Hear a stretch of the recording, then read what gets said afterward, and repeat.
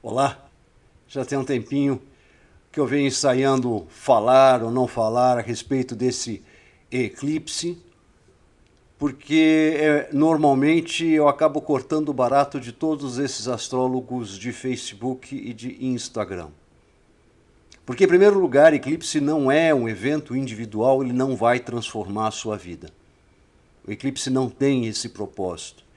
O eclipse, sim, é um evento de extrema importância, mas ele é de natureza coletiva.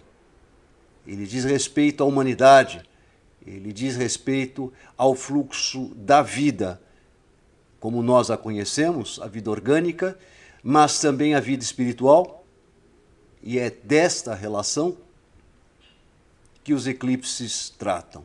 E isto não diz respeito apenas à minha ou à sua vida, mas à vida de todos nós, todo o ecossistema, todo o bioma planeta Terra.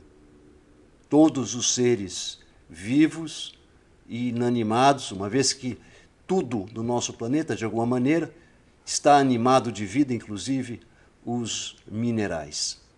E quando a gente trata do estudo dos eclipses, mesmo os astrólogos mais modernos, eles vão buscar exatamente das mesmas fontes, e as mais recentes provêm especialmente de Rafael, que é um astrólogo do século XVIII, o mesmo que criou as efemérides de Rafael, as efemérides são dele, e ele bebeu de que fonte? Ele cita que ele basicamente ele atualizou os textos de Ptolomeu, século I. A gente vai em Guido Bonatti, século XI. Ótima referência também a respeito de eclipses, e ele se reporta a quem? Ptolomeu, século I. A gente vai a Cardan, que se reporta a Bonatti, e Ptolomeu. Então não tem por onde. O Ptolomeu provavelmente deve ter bebido de outras fontes. O fato é que a interpretação dos eclipses ela segue essencialmente uma mesma ideia, provavelmente pela sua estrutura interpretativa, desde a Babilônia. Então, documentada desde 1700 AEC. Academicamente, é de se supor que ela tenha surgido em algum período em torno de 4000 AEC. E os eclipses são de longe o primeiro e mais importante evento aqui no nosso planeta, porque eles regulam o fluxo da vida, seja sob a perspectiva da ionosfera, perspectiva do plasma solar, dos ventos solares e de tudo mais. Dona Maricota, lá na escola, nos ensinava que o Sol ele nos proporciona luz, vida e calor. São os elementos básicos da vida. E que a Lua, ela media o fluxo dos fluidos na superfície do nosso planeta. Pronto. Água, mais luz, vida e calor. A vida surgiu nos oceanos. A vida surgiu dessa... Não era exatamente oceano, era uma geleia, uma espécie de uma geleia. E dessa geleia é que surgiram os primeiros seres, primeiras amebas, protozoários, sei lá, eu colei biologia. Mas, enfim, luz, vida e calor. Geleia é igual a luz e sol. Então, os eclipses, eles têm um ciclo extremamente longo. Eles são organizados em famílias, isso da Babilônia já se sabia. Essas famílias são chamadas de série de Saros, onde todos os eclipses daquela mesma família incidem a sombra na Terra no mesmo ângulo. Isso significa que as distâncias entre Sol, Lua e Terra entre si serão as mesmas. Nessa família, a gente tem um certo número de eclipses parciais, anulares, totais. Eles vão variando. Alguns eclipses, eles começam no hemisfério norte e terminam junto dos polos e se encerram, a visibilidade deles, no hemisfério sul, no polo sul. Outros invertem, começa ali na Antártida e vai até o Ártico. Então tem sempre, como os eclipses ocorrem 2 por ano, tem várias famílias acontecendo. A duração média de um eclipse, não são todos, alguns eclipses duram menos tempo, mas a duração média de um eclipse é de 3,5 anos, então esse papo de 6 meses, eu não sei de onde foi extraído, eu não encontro em nenhuma dessas referências que eu acabei de passar para vocês, tanto Cardan, Bonatti como Ptolomeu, todos fazem uma conta muito simples para a gente saber se a duração do eclipse é extremamente simples. Se você não tem uma tabela, você só precisa de um cronômetro. Se você só precisa olhar. Dependente do tempo de ocultação da Lua ou do Sol, do luminar, no caso. E, sem dúvida, os eclipses solares são mais importantes do que os lunares, uma vez que a luz, vida e calor emana do Sol, e é o Sol que está sendo ocultado no eclipse solar. Um princípio básico que William Lilly, ele que deu uma genial, tá? William Lilly é genial, mas ele cometeu uma série de pequenos equívocos na astrologia, mas mesmo ele, com relação aos eclipses, ele enfatiza algo que todos os astrólogos anteriores citaram, que é o fato do eclipse ser importante na medida da sua visibilidade e somente naquelas localidades onde ele for visível. Por que eu estou citando tudo isso? Porque este eclipse em particular, ele está totalmente fora das regras de interpretação. Então ele é um eclipse de baixa altura, é um eclipse anular, é um eclipse que só será visto em altas latitudes, ele vai ocorrer praticamente em cima do Ártico, mas alguma coisa me fez eu aprofundar o estudo desse eclipse. De fato, desde outubro do ano passado, que eu venho estudando esse eclipse, eu o estudei junto de uma turma de astrologia mundial, a gente discorreu a respeito, chegamos a várias ideias, conclusões, hipóteses, sugestões, mas é um eclipse que, normalmente, pensando exclusivamente como astrólogo, pensando exclusivamente na corrente do saber legada por Ptolomeu e anteriores, Bonatti, Morin, inclusive, por que não? Cardan e Rafael, e por que não citar Robert Ambelen nessa corrente, porque ele tem um trabalho muito bom sobre eclipses também, embora derive essencialmente das mesmas fontes. Alguma coisa me fez eu olhar para esse eclipse, porque todos eles diziam, não dá nem bola para esse eclipse, ele não será visível, vai passar sobre o Ártico, e é um eclipse de baixíssima altitude. É um eclipse também de duração não tão longa. E se você for ver os outros fatores que a gente leva em consideração, intensidade, brilho, enfim, é um eclipse que, tecnicamente, é um eclipse sem valor. E aí você começa a estudar outras fontes, começa a estudar outras leituras, e você começa a... Por que aquele eclipse está te chamando a atenção? Vamos lá? Para você compreender as minhas ideias, as minhas dúvidas e até tentar acompanhar meu raciocínio, eu vou primeiro colocar esta imagem muito bem feita da trajetória do eclipse nesse diagrama. Você tem a trajetória do eclipse representado nesse arco em laranja, e aí tem os horários de visibilidade, e tem uma analema, que é parece esse 8 deitado, esticado. Esse analema é uma questão bem interessante, porque ele é a região penumbral do limite de visibilidade do eclipse, onde a gente, de alguma maneira, perceberia a borda do eclipse. E, como eu disse, um dos princípios básicos da interpretação do eclipse é que ele seja visível. E ele será visível, como você está vendo aí, para os esquimós, uma vez que ele vai passar ali no norte do Canadá, vai passar na Groenlândia e ali na região da Sibéria.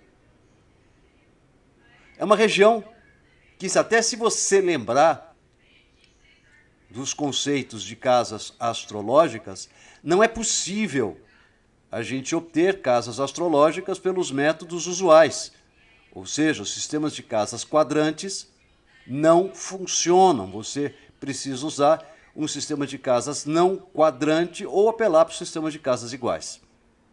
Então você vê como tudo se encaminha para não interpretar. Hoje em dia, a gente tem os recursos da astrocartografia. É muito fácil a gente representar o eclipse em cima de um globo, como faz esta imagem.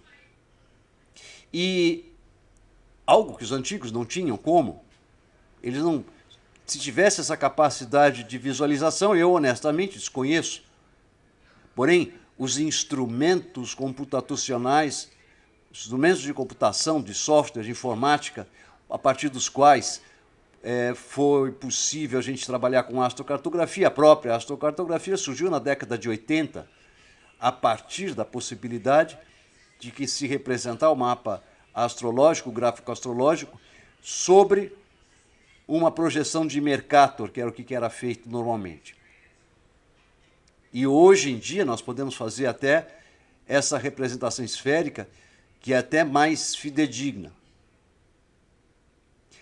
O que me fez eu ficar preso à interpretação desse eclipse?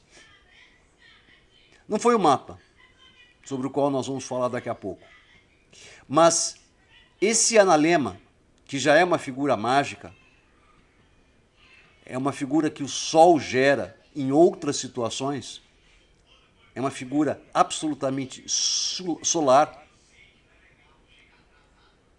Se você for estudar astronomia, você vai encontrar esse analema em outras situações diversas que não apenas o desenho de uma região penumbral do eclipse. Ele passa sobre Washington e próximo a Pequim. Esta foi a razão pela qual eu quis estudar esse eclipse. Esta foi a razão pela qual eu resolvi não me prender aos antigos, mas pesquisar sobre outras fontes extra-astrologia, sobre a existência e o uso dos eclipses. Até para poder, de uma forma inter ou transdisciplinar, poder voltar essa interpretação para a astrologia. Eu vou tentar que você acompanhe o meu raciocínio. Vou tentar fazer devagar. Pode ser que eu viaje, mas eu gostaria que você tentasse me acompanhar nessa viagem. Vamos lá?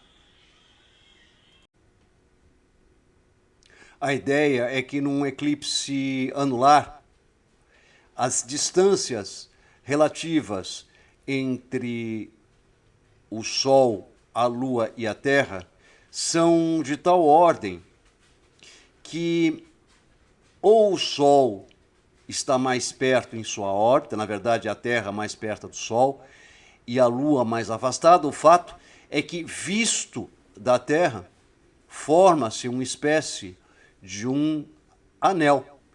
E nesse anel a gente pode tranquilamente dizer que passa luz.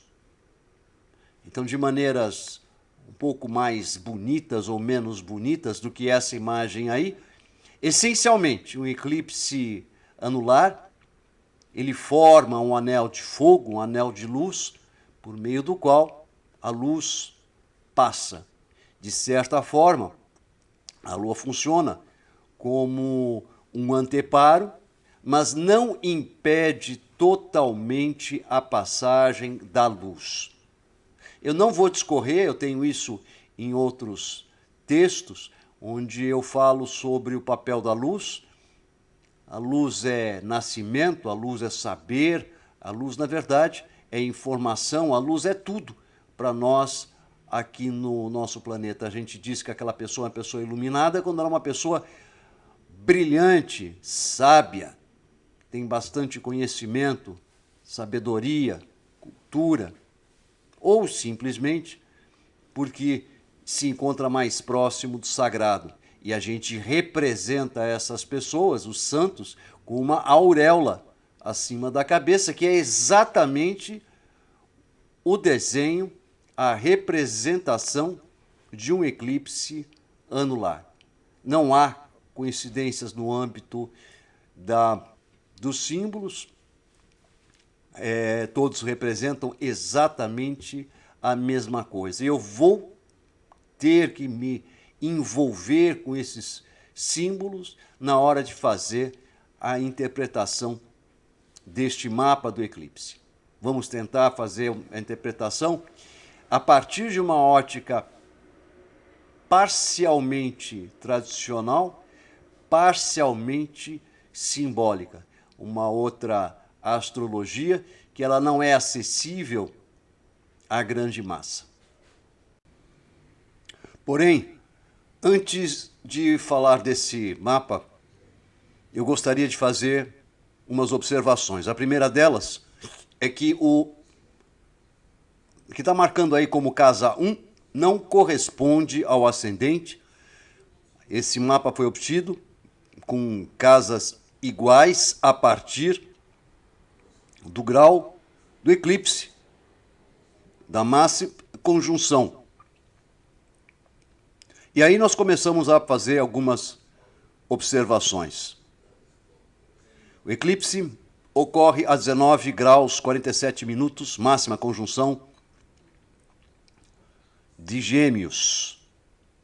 Regente desse eclipse é Mercúrio, retrógrado, e ele está combusto. Um astro combusto funciona submisso, vamos assim dizer, ao astro-rei. Os eclipses sempre ocorrem a uma certa distância do nodo, sempre nas proximidades dos nodos. Este é um eclipse de nodo norte, que de certa forma tem relação com cura. Ele é um eclipse, vamos dizer, o nodo é um nodo salvífico, de certa forma, porque ele te dá uma oportunidade de você destruir tudo e reconstruir alguma coisa. Talvez a gente precise se reportar à grande conjunção, que é o grande momento desse novo ciclo que nós estamos vivendo. E os eclipses, apesar de serem períodos maiores, uma família de Saros dura em média de 13 a 17 séculos, uma grande conjunção, são 4 ciclos de 200 anos, perfazendo 800. E aí, quando eu fui obter as conjunções com as estrelas fixas, eu observo que o eixo dos nodos está numa órbita bastante próxima dessas duas importantíssimas estrelas associadas a arcanjos. Há divergências com relação à correspondência dos arcanjos e, por essa razão, eu não vou entrar no mérito, mas tanto Aldébaran como Antares são estrelas titânicas.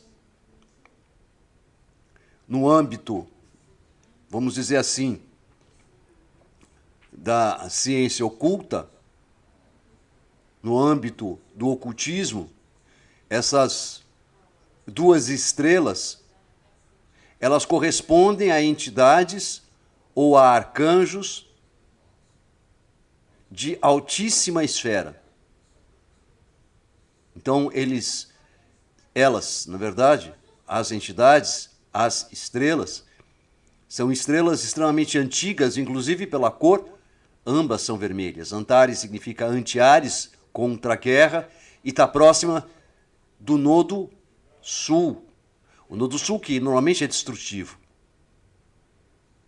E Aldébaran, que também é uma estrela guerreira,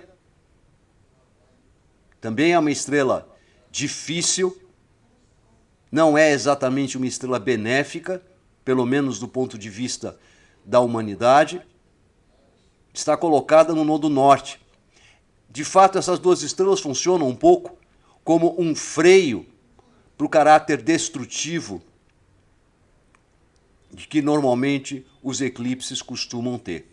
Todos os eclipses falam de destruição, falam de, usando uma terminologia mais contemporânea, falam de uma renovação. Só que é uma renovação que começa com a destruição, e os eclipses falam exatamente dessa destruição. E o eclipse governado por Mercúrio, eu sempre tenho uma certa cautela. Mercúrio é um astro bastante subestimado no âmbito da astrologia contemporânea, mas Mercúrio, vamos lembrar, ele é o patrono, sim, das letras, da matemática, do intelecto, dos livros, do conhecimento, do saber, porta asas nos pés, usa um capacete também com asas e, bom, ele roubou o gado de Apolo e ainda fez crer que não era ele o responsável pelo roubo do gado de Apolo, porque ele usou de um artifício, de um truque. Então ele também é o patrono dos vigaristas. O caduceu que ele porta tem uma serpente enrolada. Essa serpente vai aparecer em Hermes, vai aparecer em Tote. A serpente, ela vai aparecer no paraíso. A serpente é associada exatamente à traição. No diagrama das regências, Mercúrio, as regências de Mercúrio em Gêmeos e Virgem, formam bons aspectos justamente com os maléficos. Em Gêmeos, Mercúrio forma sextil com Áries, Marte, e com Aquário, onde reside a morada de Saturno. Pelo outro lado, Virgem, com Escorpião, Marte, e com Capricórnio, Saturno. Ou seja, ele se relaciona melhor com os maléficos do que com os benéficos. O arcanjo ou anjo, seja o que for, que tentou Eva no paraíso com o conhecimento, porque foi isso que ele propôs a ela, vestido de serpente ou simbolizado por uma, chamava-se Lúcifer. Hoje está estreando uma série no Disney Plus chamado Loki. Loki é um deus que ele é irmão de Thor, mas ele é conhecido por ser trapaceiro. O enredo dele é trapaceiro. E é graças a Loki, dessas artimanhas de Loki, que se desencadeia uma guerra entre os deuses. E dessa guerra entre os deuses, assumem os homens. Essa guerra só é vencida, o Ragnarok, só é vencida com a intervenção dos homens, da humanidade, mas termina a Era dos Deuses. Esse episódio na história da humanidade já ocorreu. Mas a história da humanidade é cíclica. Quando eu faço essa analogia com Lúcifer, Loki, Thoth, Hermes, Mercúrio, tanto essas duas entidades, elas atuam nesse mundo sublunar. Lúcifer, quando a gente desencarna, e Satã, Saturno, Arimã, quando a gente encarna. Eles estão autorizados, na verdade eles não são demônios, diabos, eles são forças. E devem ser encarados como forças. Lúcifer é basicamente o desejo pelo saber. E Lúcifer nos leva para Vênus, a busca do prazer. Então, vamos facilitar a nossa vida, vamos aprender, desenvolver, progredir, para tornar a nossa vida mais confortável, ou aprender, para nós ficarmos mais tempo na frente do tablet, do computador. Para nós termos mais ócio. Esse é o papel, essencialmente, de Lúcifer.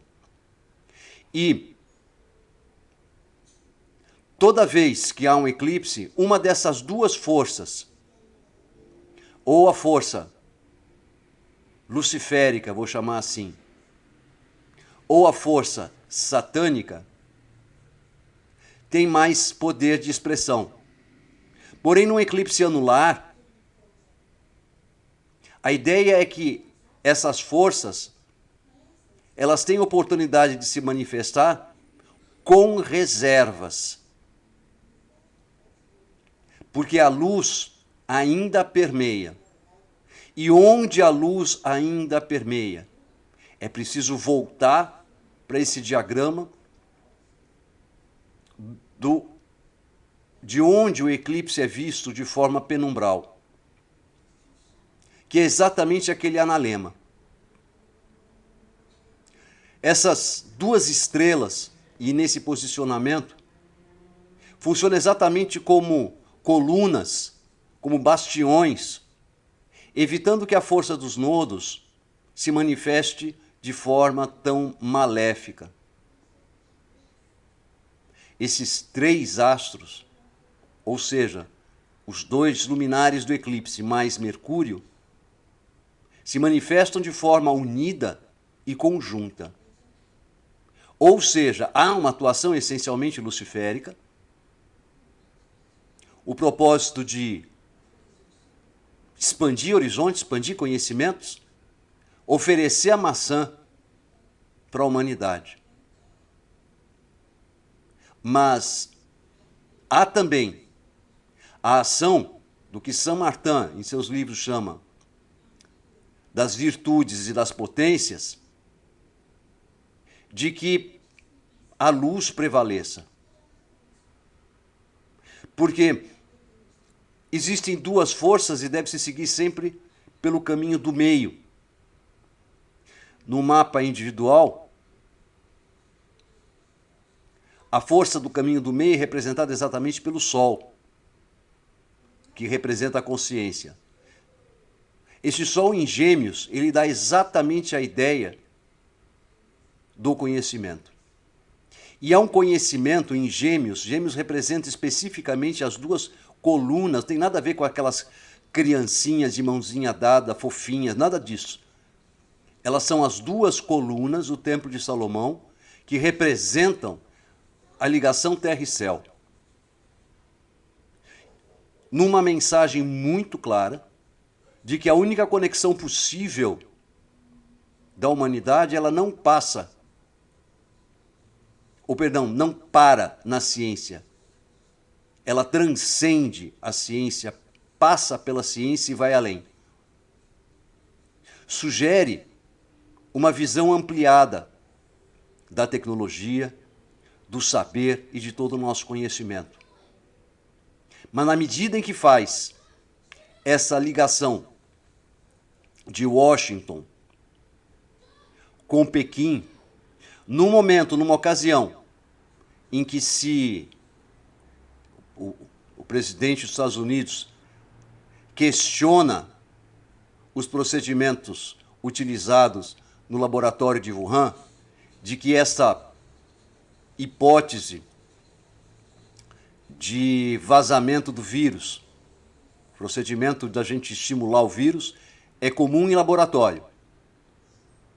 Mas será que as medidas sanitárias, as medidas de segurança foram apropriadamente utilizadas, empregadas?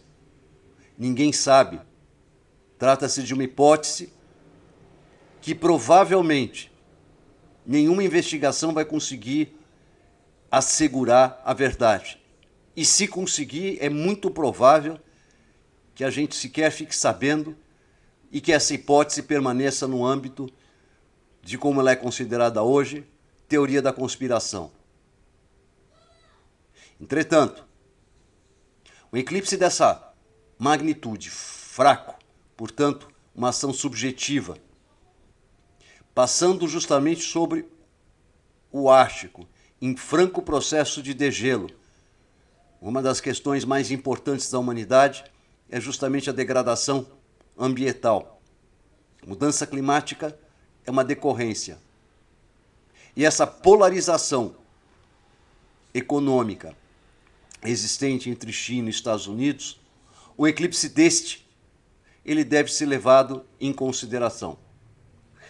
Entretanto, eu, Henrique Guilherme, não espero, não considero que nenhum de nós se dê conta ou se aperceba de algum efeito objetivo, alguma mudança efetiva, seja na vida individual ou na coletiva.